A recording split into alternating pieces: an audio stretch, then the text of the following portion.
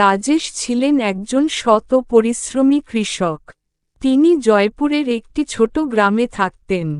পৈতৃক জমিতে চাষ করেই চলত তার সংসার। যদিও জমি ছিল সামান্য, কিন্তু তার মনোবল ছিল পাহাড়ের মতো দৃঢ়।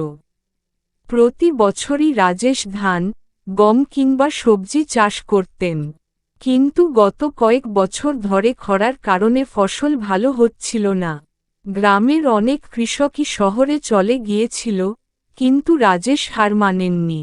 এক বছর তিনি সিদ্ধান্ত নিলেন যে তিনি ধান নয়, সূর্যমুখী ফুল চাষ করবেন।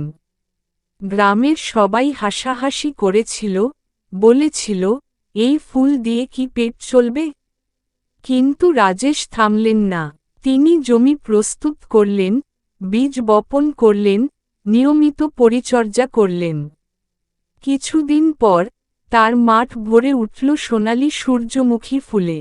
এই ফুল থেকে তৈল তৈরি করে তিনি স্থানীয় বাজারে বিক্রি করতে শুরু করলেন।